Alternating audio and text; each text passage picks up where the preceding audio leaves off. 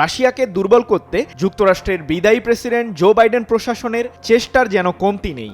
বিশ্বে জ্বালানি বাজারে যখন চলছে অস্থিরতা, তখন আবারও আগুনে ঘি ঢেলে তেলের দাম বাড়ানোর প্রতি মনোযোগ বাইডেন প্রশাসনের। রাশিয়া যাতে পশ্চিমা বলয়ের বাইরে নিজেদের জ্বালানি বাজারের বিস্তার ঘটাতে না পারে সে ফাঁদ তৈরি করছেন মার্কিন প্রেসিডেন্ট জো বাইডেন। আর এর পেছনে উদ্দেশ্য ইউক্রেন যুদ্ধ বন্ধ করতে যুক্তরাষ্ট্রের নবনির্বাচিত প্রেসিডেন্ট ডোনাল্ড ট্রাম্পের পথ মসৃণ করা। বিদায়ী মার্কিন প্রেসিডেন্ট রাশিয়ার জ্বালানি খাতে নতুন করে একটি বড় আকারের নিষেধাজ্ঞা দিতে যাচ্ছেন। 24শে ডিসেম্বর রুশ রাষ্ট্রীয় সংবাদ সংস্থা তাস মার্কিন সংবাদ মাধ্যম দ্য ওয়াশিংটন পোস্টের বরাতে বিষয়টি নিশ্চিত করেছে। এবার রাশিয়ার তেল পরিবহনকারী বিদেশি জাহাজগুলোকে লক্ষ্য করে নিষেধাজ্ঞা আরোপ করতে যাচ্ছে বাইডেন প্রশাসন। এর ফলে পশ্চিমাদের বাইরে জ্বালানি সরবরাহ করতে পারবেন না রুশ প্রেসিডেন্ট ভ্লাদিমির পুতিন। এছাড়াও নিষেধাজ্ঞার এই তালিকায় যোগ হচ্ছে রুশ তেল রপ্তানিকারকরাও।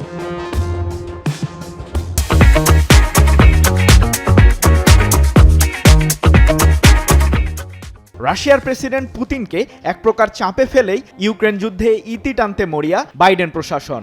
যুক্তরাষ্ট্রের পরবর্তী প্রেসিডেন্টকে সাহায্য করতেই এমন প্রচেষ্টা বাইডেনের, তাসের প্রতিবেদনে এমনটি জানানো হয়েছে। অন্যদিকে রাশিয়ার জ্বালানি সহ বিদ্যুৎ খাতের সাথে যেসব ব্যাংক লেনদেন করছে তাদের লাইসেন্স বাতিলেরও সিদ্ধান্ত আসতে পারে এবারের নিষেধাজ্ঞার তালিকায়। ওয়াশিংটন পোস্টের বরাতে এমনটি আভাস দিয়েছে রুশ সংবাদ সংস্থা তাস। সৃজন মাহমুদ, নিউজ 24।